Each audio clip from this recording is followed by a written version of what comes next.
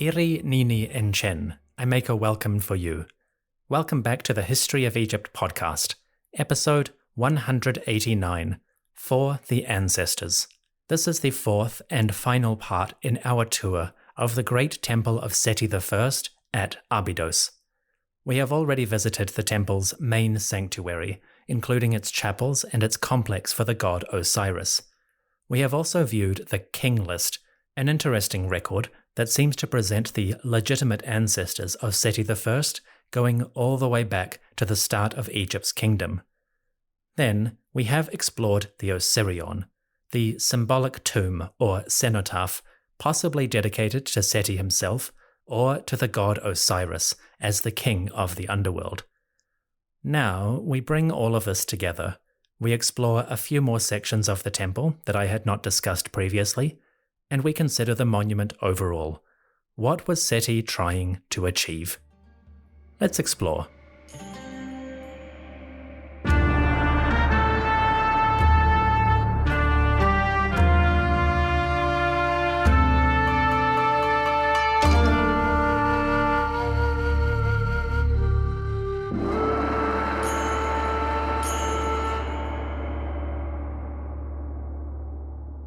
Imagine yourself, once again, in the hypostyle hall.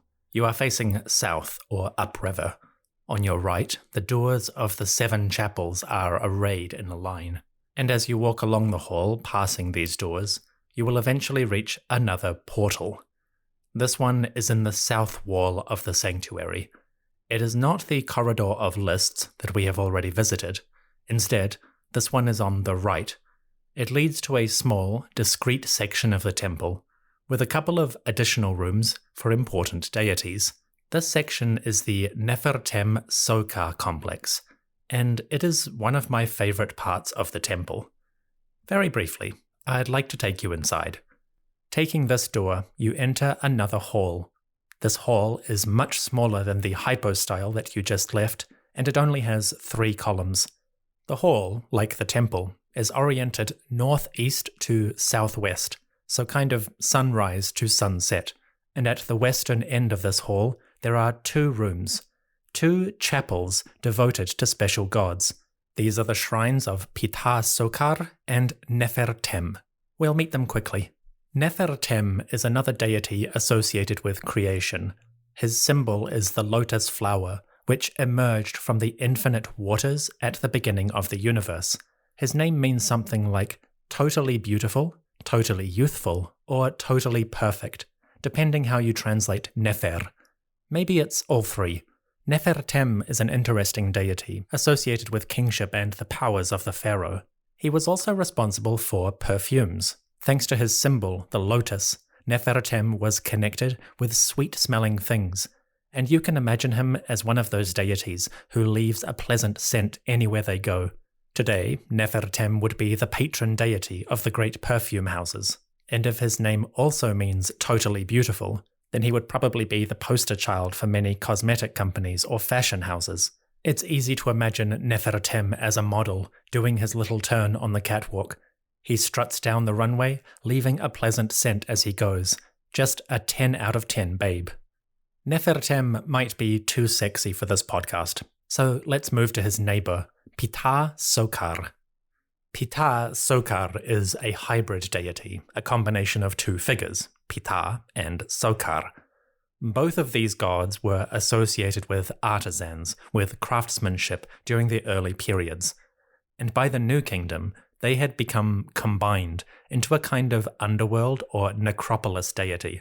Sokar, especially, is connected with the great god Osiris, and he is a powerful symbol of the king of the dead and the concept of resurrection in the afterlife. Sokar takes the form of a falcon. He looks kind of like Horus, but he combines aspects of that deity, and Ra, with the underworld powers of Osiris. In particular, Sokar and the festivals associated with him seem to have been an important part of a pharaoh's afterlife memorial. When a king died, they wanted their soul to be sustained with offerings and worship, and Sokar and his festivals were connected with those rituals. When Sety was commissioning this temple, he wanted it to last forever, to sustain offerings for his soul, and to preserve his name. The god Sokar and the festivals associated with him were going to help that process. Through worshipping of Sokar, Sety himself would enjoy benefits in the afterlife. The chapel of Sokar is especially beautiful. It has high-quality, finely carved images. The paint is gone, and the blocks have suffered some damage over the centuries. But thanks to archaeologists and conservators, the chapel is now rebuilt and reconstructed, and you can see the images back in their proper place. They are a wonderful example of Sety's art. As I mentioned, Sokar is especially connected with Osiris, and we actually see that in the art. The chapel of Sokar is decorated with images from the story of Osiris, scenes from his life and afterlife, and connected with his religion. In one image, we see Osiris as a mummy. He lies upon a bed, wrapped in a shroud, and wearing a crown. Above his body, we see the figure of a bird, a kite. This kite is labeled Aset or Isis. It is the goddess coming to the body of her husband and using her magic to impregnate herself with the couple's son, Horus. It is an important part of the Osiris story that even after his death, Isis is able to guarantee the succession. Horus himself appears at the foot of Osiris's bed. He is blessing his father, and his appearance guarantees that the ritual will be successful, that Isis and her magic will triumph over death, and that the lineage of Osiris, that is, the lineage of the Pharaohs, will continue eternally. Originally, the carvings on these walls included images of Osiris's phallus. Sadly, over the centuries, somebody has chiseled those away. Perhaps they felt insecure at the size and virility of his member, or perhaps they were overcome with excitement and could not concentrate in its presence. Either way, Osiris has lost his appendage, but its shadow is still visible, and the goddess Isis remains, enacting the conception forevermore. So the chapel of Sokar is beautifully carved, although slightly desecrated, and it includes wonderful scenes that are important to the Osiris story. I particularly like these two rooms because most tourists don't actually come into them. They tend to leave the hypo-style hall and go straight to the next section, which means the chapels of Ptah Sokar and Nefertem are quiet and serene. Whenever I visit the temple, I like to take a moment within these rooms, just to enjoy the peace and solitude. Anyway, this hall, with its shrine for Nefertem and Ptah Sokar, is an important part of the complex. Sety has dedicated his temple to a variety of deities, but in particular, he has focused on Osiris, Isis, Horus, and the ideas of the underworld. The king of the dead and his family are the most prominent figures in the overall temple. Nefertem, a creator deity, and Ptah Sokar, an underworld deity, are connected with those ideas. Sokar, in particular, will help Sety to reach the afterlife, and the worship of Sokar on earth will guarantee the memory and immortality of the king and his place in the underworld. So the chapels may seem like a random add-on, but they do have an important function. The chapels of Nefertem and Sokar have beautiful images. They also have extensive texts. Columns of hieroglyphs adorn the walls of these shrines, just like every part of the temple. Again, they present Sety as an offering bearer, giving prayers, sustenance, and gifts for the gods. The texts are long, I won't read all of them, but here is a sample. In the columned hall, just in front of the chapels, King Sety makes an offering of wine and meat for Sokar. In return, Sokar promises Sety, quote, all life, stability, and dominion. I, Sokar, give you all health, all joy, all sustenance, all bravery, and all victory, all food, and all provision. Thus, Sety gives wine and meat, and in return he gets everything. Pretty good deal in the circumstances. In the chapels themselves, there are many prayers and offerings. They're quite formulaic, but a couple are interesting, and they give a sense of the religious and ritual significance of the shrines, and the purpose of the temple overall. In one scene, King Sety kneels before a group of gods. The group includes Nefertem, Ptah Sokar, the god Shu, or the air, Horus, Isis, Nephthys, and Hathor. The pharaoh raises his hands to pray to these gods, and the hieroglyphs describe it as, quote, adoring the god, Sekhmet who is above, glorious is she, and her son, Horus, Nefertem, who protects the two lands, who causes humanity to flourish. Come, Nefertem, rejoice at seeing the souls celebrating. The gods are awakened. The gods of the palace fill you with grace. Love of you, Nefertem, is in the heart of the gods. May you put love of the king, Menma'at-Ra, into the body of the two river banks and all the people of Egypt. Protect the king from every evil thing forever. End quote. Sety prays especially to Nefertem, who is totally perfect, and the king reveals his public desires, to be loved by all and protected from harm, to enjoy the same honors and blessings as the gods, who rejoice in their immortal land. Sety, and the Abydos temple generally, dedicate themselves to this purpose. Every chapel, every image, every text throughout the monument seeks the god's blessings and the fulfillment of Sety's wishes.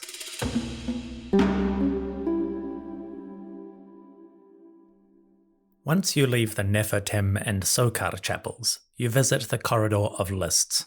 That is where the King List appears on the western wall of that corridor. But this part of the temple has other features that are distinct and interesting. Very quickly, let's take another look.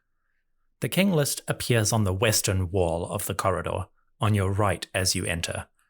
On the eastern wall, to your left, there is actually another list.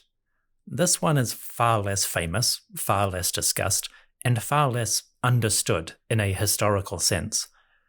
On the eastern wall, you will find a list of shrines. This is exactly what it sounds like, a list of sanctuaries, chapels, and small temples throughout Egypt. They are all dedicated to various gods, each of whom rule different towns and provinces. The shrine list is much longer than the king list, 130 entries versus 76 for the kings.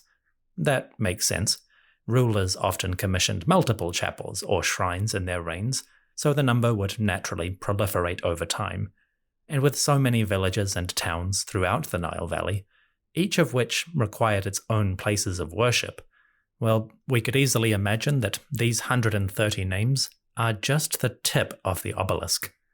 I won't read all of the shrines, there are too many, but a small section includes offerings, quote, for Osiris in Hut-Ka-Ptah, that is, in Memphis, for Bast in the estate of Bast, possibly the town of Bubastis, for Sobek in Shedit, which is in the Fayum, for Isis in the Great Place, for Heka, or Magic, in the estate of Magic, for Anubis in the two mounds, for Ma'at in the western desert, for Khnum in the southern islands, the Nile cataracts, for Thoth or Jehuti in the house of purification, for the knife bearer in the house of knives. End quote. I used to live down the road from a shop called the House of Knives, and it always amused me to think that this might secretly be the shrine of the god Knife Bearer. That is just a small sample of the 130 names. Alas, many of these shrines are obscure. The gods are clear enough, but the locations of these shrines, those are much harder to confirm.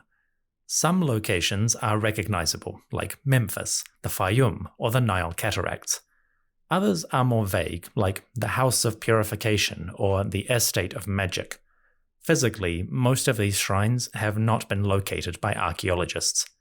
We can assume that all of them existed in some form, but they may have been tiny, local shrines that have disappeared over the centuries. Surprisingly, the shrine list does not refer to the great temples, places like Ipet Sut or Karnak, or Abju, Abydos. Perhaps this is Sety's list of lesser-known sanctuaries, smaller places that he wanted to honor and give their due. We can only speculate, but that is the shrine list. The presence of this list is interesting. Just as we have the king list on the opposite wall, The shrine list gives a sense of Sety's religious priorities.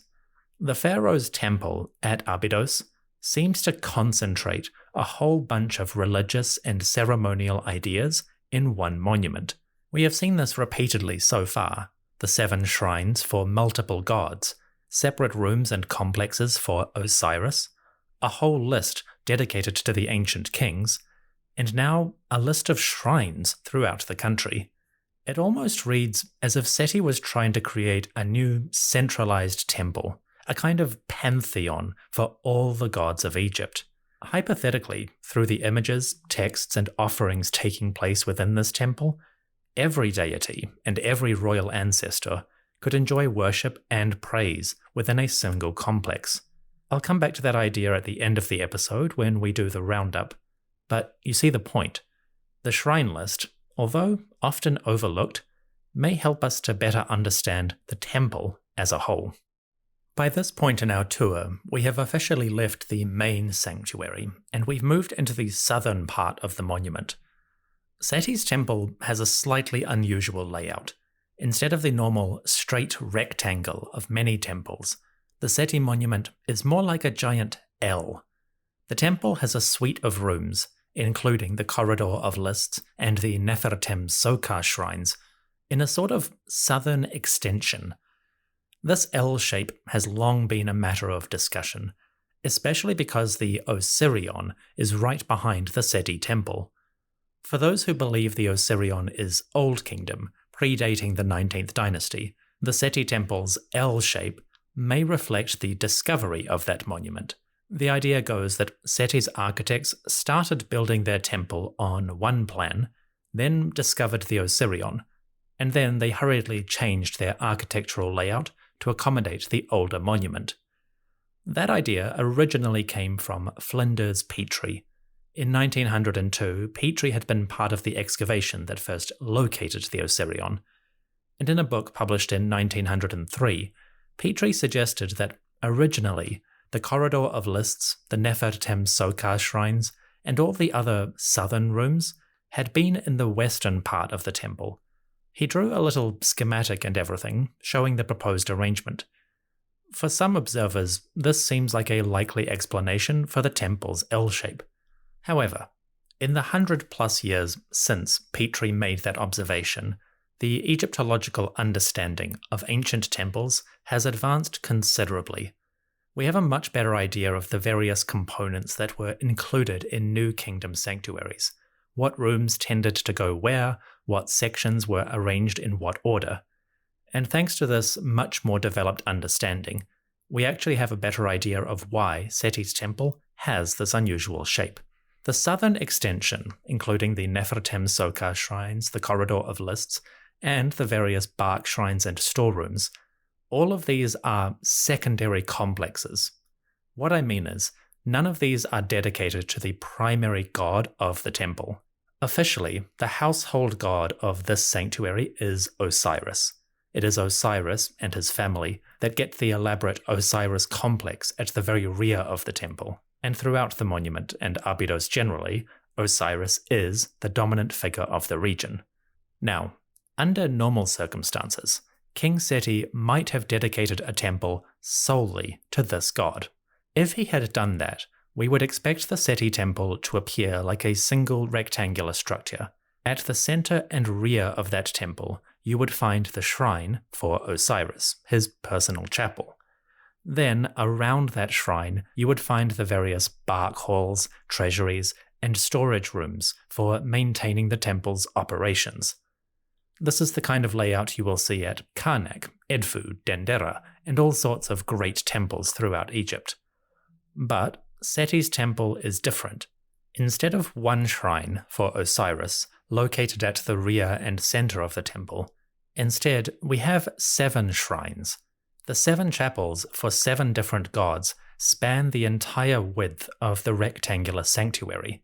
What's more, the area behind those shrines, where you might normally find storage facilities, that is dedicated to the Osiris complex, the special area devoted to the god and his family. In other words, Sety's temple deviates significantly from the standard layout of an Egyptian sanctuary. It should have one shrine for Osiris, but instead it has 7, plus a whole additional section. Okay, why is that important? Well, because Sety decided to include these 7 chapels instead of 1, plus the Osiris complex, that meant that the western or rear section of his temple was totally dedicated to religious sanctuaries and shrines. As a result, all of the space that would normally be dedicated to storage facilities and treasuries and those kind of spaces, they did not have anywhere to go. In Petrie's analysis, he thought these southern rooms may have simply been attached to the rear of the temple before they decided to move them. But that arrangement actually wouldn't work from a practical and religious viewpoint. The 7 chapels and the Osiris complex, they are supposed to be off-limits, secluded sections that only the royal family and the highest-ranking priests or acolytes were permitted to enter. The king, of course, could come into the shrines any time he wanted, and priests would enter to perform the daily rituals and ensure that the gods had their offerings. But most of the time, those 7 shrines and the Osiris complex were shut with wooden doors, and they weren't accessible to most people. What that means from a practical perspective is that the entire western or rear end of the temple is effectively off-limits to 99% of the population 99% of the time. From that perspective, it wouldn't work to have these storage rooms, treasuries, and Hall of the Sacred Barks sitting behind these shrines. You can't have people coming and going through those sacred rooms to access more mundane facilities. From that perspective, it makes a lot more sense that having added all of the additional shrines and the Osiris complex, Sety's architects would simply arrange for the storage or practical facilities to be on this southern extension of the temple. Granted, it does give the Sety monument a unique floor plan, and it looks weird if you're comparing it strictly to other classic temples. But we should always bear in mind the features of Sety's monument that make it unique. Those 7 chapels and the Osiris complex fundamentally alter the layout of the monument. Everything in front of those shrines looks normal: hypostyle halls, forecourts, pylons, harbour, etc. But as soon as Sety decided to put those additional chapels there, it demanded a rethink of the practical rooms and aspects.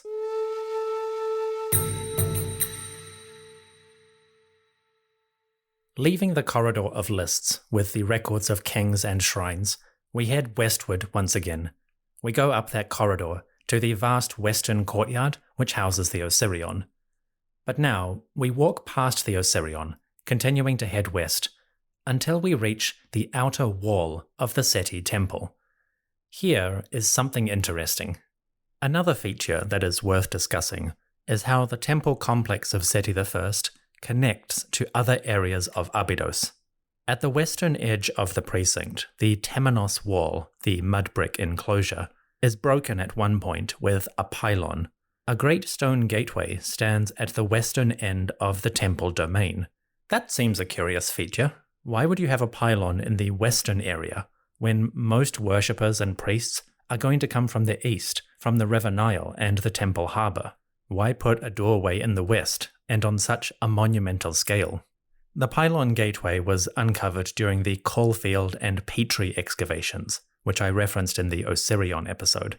During their work, especially excavating the Temenos wall and surveying the temple's alignment and dimensions, Caulfield and Petrie observed something interesting.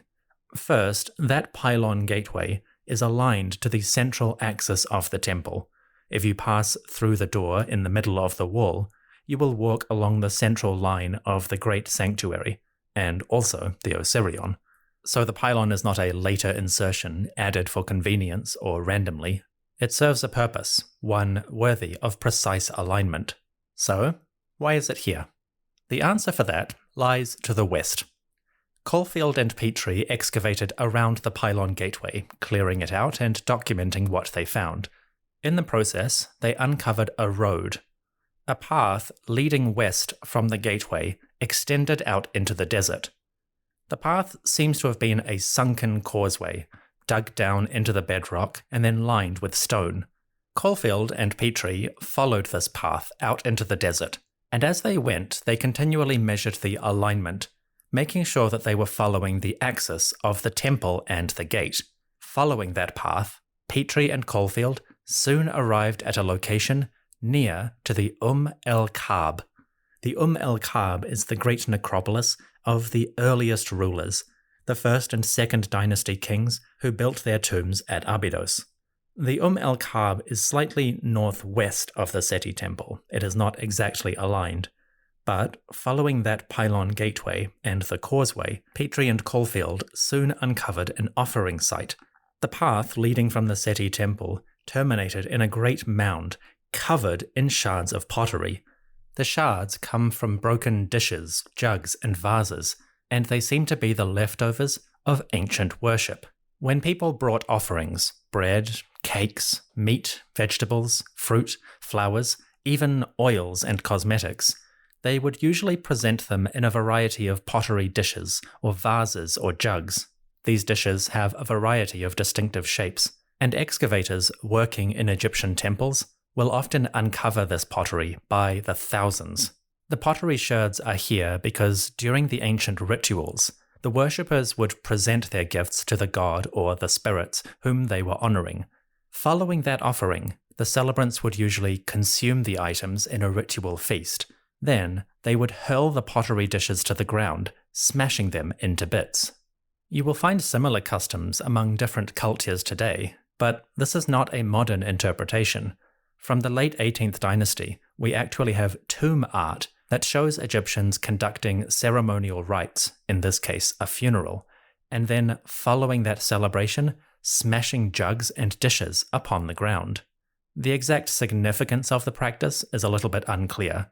It might be a way to ward off evil, a way to end the ceremonial act itself, or perhaps simply a testament to the offering that they have done. Whatever the exact cause, this enormous mound of pottery at the western end of a path leading from the Sety temple seems to give us a clue to what was happening. Priests, or perhaps pilgrims, may have brought gifts and offerings for the great kings of the past. They would offer these up at the mound, venerating the ancestors and nourishing the spirits who lived in the el-Kab. Following their ritual, they would return to the world of the living. They would head along that path, back to the pylon gateway in the western wall of Sety's temple. To be clear, we are not exactly sure who was doing the offering. The obvious answer would be the priests and acolytes, or perhaps the pharaoh and royal family during important celebrations. But we can't rule out the possibility that high-ranking courtiers and officials may have gained permission to come to this temple and make offerings to the royal ancestors. From the New Kingdom, we do have references to high-ranking Egyptians making a pilgrimage to Abydos. It's possible that they were also involved. At the very least, we can imagine the priests and priestesses performing these rituals, walking along the desert road, clad in their linen robes, playing music and carrying dishes of offerings. They would present their gifts to the great rulers of the past, and month by month, year by year, the artifacts of that worship would slowly accumulate. Dishes broke and lay within the sand, and for every celebration, the mound of offerings would grow. This offering mound and the path connecting to the Sety temple gives us another clue to what Sety was intending. When he and his architects designed their great temple, they seem to have included a facility for accessing the el-Kab, so priests and perhaps pilgrims could come from Sety's monument to the necropolis of the earliest kings. In other words, the great temple of Sety I may be partially dedicated to the royal ancestors.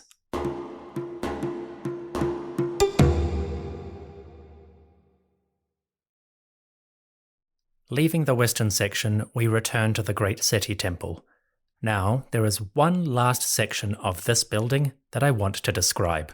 As some of my patrons have noticed, the maps of Sety's temples, the ground plans, include a small section in the northwestern corner. If you are looking at the temple vertically, with the western side at the top right of the building, there is a small rectangular space. It seems to be an isolated room. There is no door or visible access to it. What is that doing there? What is the purpose of that section? This is what we call a blind room. It is a small chamber with no visible entrance or exit. The room seems to be there just to maintain the overall symmetry of the temple, to avoid having a small cutout in the corner. It's not clear why they decided to do that, instead of just extending the adjacent rooms to fill out the relevant section. Technically, there are two of these rooms, one normal height and another tiny one at the top. The rooms might be well shafts. These chambers have not been fully excavated, as far as I'm aware, and we don't know how deep they go. It is possible that these rooms descend to a local water source or aquifer, perhaps the same one that fills the Osirion with groundwater. That is speculative, but it would make sense. We know the Sety temple has another 2 wells in the forecourts, but those are designed for washing a person, cleaning the dirt and dust when they approach the temple. To maintain purity, especially for offerings, the sanctuary may have required a cleaner water source, or even a sacred one connected to the Osirion. This blind chamber might be a well shaft. One reason these rooms are interesting is because, apparently in antiquity, somebody else thought there might be treasure within them. In the Osirion, to the west of the Sety temple, there is a hall in the northern section of the monument. In one corner of that hall, there is a hole. This hole is a tunnel dug by prospective robbers who broke through the wall of the Osirion and started digging towards the Sety temple. According to Henri Frankfort, one of the excavators for the Osirion, the tunnel heads in the direction of the small blind room. It doesn't seem like they reached it. According to Frankfort's excavations, the tunnel ends abruptly after approximately 3 meters, and any further attempts to dig bring a cascade of sand down from the surface above. Presumably, the robbers stopped when they encountered this. But you never know. The tunnel, and the blind room generally, would really benefit from further excavation, and they're definitely a good object for imagination and speculation.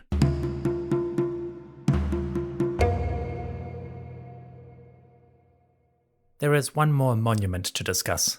This is not strictly part of the Sety temple, it is a little distance away, but it's an interesting structure that gives us a hint to what was happening within the wider landscape. About 100 meters north of Sety's temple, and just outside the temenos or enclosure wall, there is a small stone building.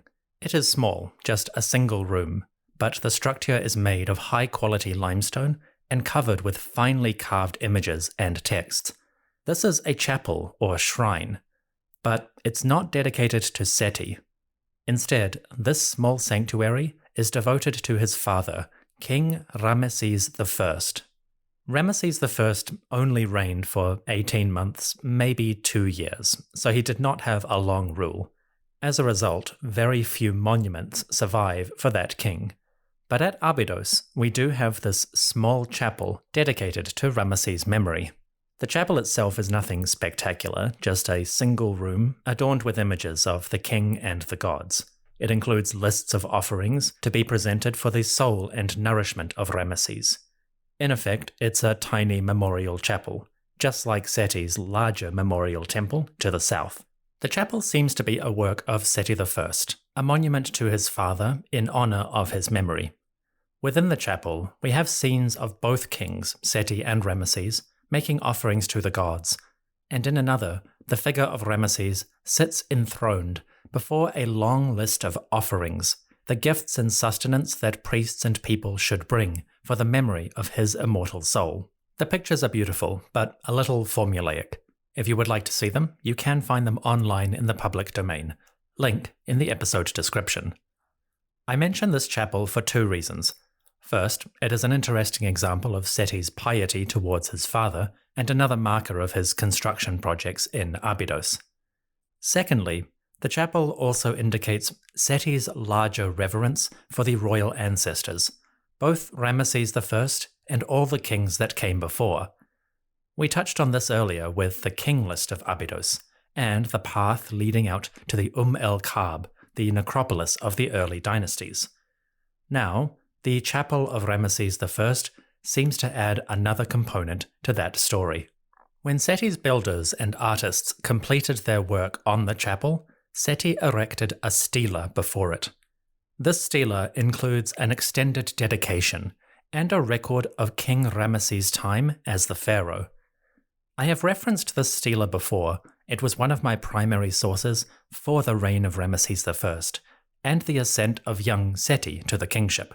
But one thing I didn't mention is how this stela elaborates on Sety's reverence for the royal ancestors and the larger significance of his religious work in Abydos. In the main body of the stela, Sety describes his work and his goals. Quote, "I constructed his, Ramesses' chapel in excellent work. It is in the neighborhood of my temple of millions of years, my memorial temple. I accompanied my maker, Ramesses or Osiris, during the funerary rituals, when the mourning women surrounded him with prayers, and their hands struck their faces for him. His descendants will remember his beauty or perfection. Lamentation will be made for Ramesses, for generation upon generation." End quote. So having described Ramesses' reign and his own ascent in earlier sections, Sety now references the funeral of Ramesses and how future generations will remember and honor him thanks to this chapel. Next, Sety switches focus to discuss the religious angle and the importance of the ancestors as divine beings. Quote, "The sayings of the ancestors, they express the truth, or ma'at. Whoever hears these sayings, he arises from his place. He has awakened, and he has seen the sun. The ancestors make his heart happy within the duat, or underworld, and his temple is well established in the eternal place. All is right and proper, as long as the memory of him abides together with me and with his family." End quote. So, the ancestors are powerful within the next world, and they impact the order of our world and the immortality of those who pass beyond. It's an important statement that gives a clue to Sety's priorities. Next, Sety gets meditative. He starts to reflect on the fragility of memory and how important it is to preserve the legacy of those who came before. Sety writes, quote, "I am a son who honors his parent. I am neither ignorant nor neglectful of his condition. Many have passed on since the time of the god, and next morning their very names are forgotten. But it is no trouble for one to do something about that. Then everyone can say, 'He is one who has established his name.' My thoughts turned to him who had passed away, Ramesses or my ancestors. I was truly concerned for my father. I am like Horus beside his maker, Osiris, in that I remember the name of my father, or ancestor. And now that he is a god, he travels the underworld, or duat. The sun illuminates him in the place of darkness. He uncovers his face, he shrugs off his dust, and the north wind sings before him." End quote. Sety considers how many have died and been immediately lost to history.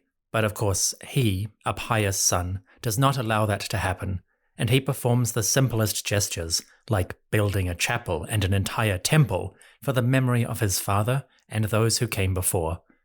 Again, it's a key to Sety's state of mind when he was commissioning these projects and planning his larger work. Finally, Sety reflects on his monuments for Osiris, what he has done in Abydos. Quote, "I caused the majesty of Wen-Nefer, Osiris, to appear, and to visit his temple forever. I made it the first of the temples of the kings, built since the time of Ra. I have satisfied the lords of Abydos, and they now live within this noble temple, an assembly of those who passed on long ago. I, Sety, walk about praising Wen-Nefer, Osiris, for he is the ruler, the lord of the necropolis. My temple is committed to his spirit, and the chapel of my father likewise. I have given to Osiris the lands of the south and north together, nor did I forget the west and the east of the land. Everyone is a servant of his temple. May Osiris cause my name to endure forever on this mountain, where sacred images are concealed." May Osiris grant to me eternity in the kingship of Ra, and may he increase my years by millions, without counting my end, without limiting my kingship, like his own records. May Osiris set me upon his former throne, which is on the earth, as one who will never be rivaled or repeated forever. May Osiris truly love my father's temple, and may he honor him in the place of silence." End quote. In my reading, this text hammers home one of Sety's goals and the purpose of his building projects in Abydos. These temples, both for Sety and for Ramesses, are not just acts of self-glorification, although that's part of it. They are also offerings. Offerings to Osiris, the god, but also offerings to the ancestors. These ideas are interconnected. Osiris is a god who, in many respects, embodies every ancestor that has come before. When the kings of the past died, they transcended from the role of Horus to that of Osiris, and so worship of this god is, in many respects, worship of the ancestors themselves. From that perspective, we can start to understand the pharaoh's mindset and his larger goals. Sety's temple complex, including his chapel for Ramesses, is an enormous offering to that religious idea. It's not the only purpose, and I'll come back to that later, but fundamentally, that is a key component of Sety's religious project. He wants to honor those ancestors, for they have power over life and death. They can ensure his immortality, and they will guarantee the strength of his legacy, the perpetuation of his name, and the endurance of his memory. All very human ideals.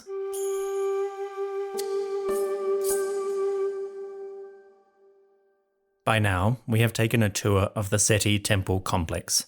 We have seen the hypostyle halls, the 7 chapels for major deities, the Osiris complex, the chapels of Nefertem and Sokar, the Hall of Lists, with its record of ancient kings and shrines. Then we have seen the Osirion, a symbolic tomb or cenotaph, possibly for Sety himself, or perhaps for the god Osiris in a larger sense. Finally, we have seen monuments for previous kings, the chapel of Ramesses I, and the offering mound, accessible by a path through a pylon gateway, connected to the el-Kab, the tombs of the early rulers. Bringing all of these elements together, certain themes are particularly noteworthy, and they give a sense of the temple's overall religious function. The temple of Sety I at Abydos has 3 significant purposes. First and foremost, it is a memorial temple for Sety himself, a house of millions of years in which the king's soul could be nourished, his name could be remembered, and his piety could be recognized by the gods and the living.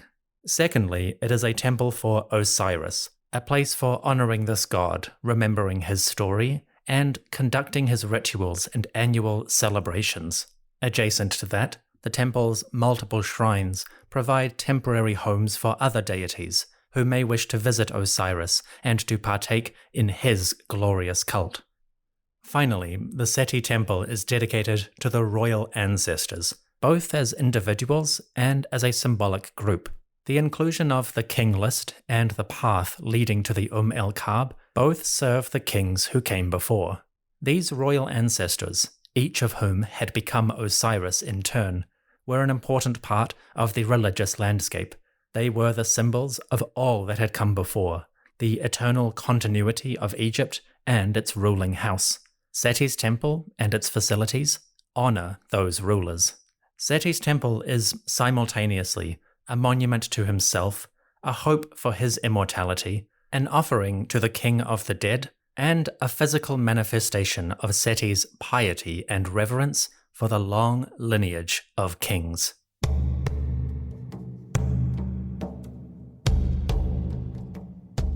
That brings us to the end of this episode and to our tour of Sety's great temple. There is so much more that I wish I could have said. There are rooms within the monument that I have never visited and which I did not get a chance to discuss. We will return to the Sety temple in the future because some of this king's successors contributed decoration to the monument, and their work is quite interesting in its own right. So we're not fully done with this monument, we will be back. But for now, this is the temple of Sety I, constructed at Abydos and dedicated to the king, to the god Osiris, and to the royal ancestors. It is truly a magnificent structure, one of the finest temples in Egypt in terms of its architectural unity and its decorative beauty. It is also one of the most unusual temples, in the number of its shrines and chapels, the variety of gods who are worshipped within a single building, and the overwhelming focus on the worship of royal ancestors, the memory of Sety himself, and the eternal kingship of the god Osiris. I could talk about this temple for many more hours to come. Alas, we must finish our tour here. I hope you have enjoyed this journey to the estate of Sety, his temple of millions of years in the sacred landscape of Abydos. For those interested to learn more about Sety's temple, you can find the archaeological publications in the episode description. For the interpretation, there are a couple of major figures. The royal ancestors element was discussed by Caulfield and Petrie, but also by Rosalie David in her book Temple Ritual at Abydos. The religion of Osiris and the focus on Sety as an incarnation of that god can be found in David O'Connor's book, Abydos, Egypt's First Pharaohs and the Cult of Osiris. Finally, the memorial temple aspect is discussed by Miroslav Verner in his extensive book, Temple of the World, Sanctuaries, Cults, and Mysteries of Ancient Egypt. That book goes through all of the major religious sites and sanctuaries, but it includes an extended discussion of the memorial temples present at Abydos. You can find all of these books in the bibliography for this episode on my website, or in the PDF booklet on patreon.com. I highly recommend all of them if you are interested to learn more.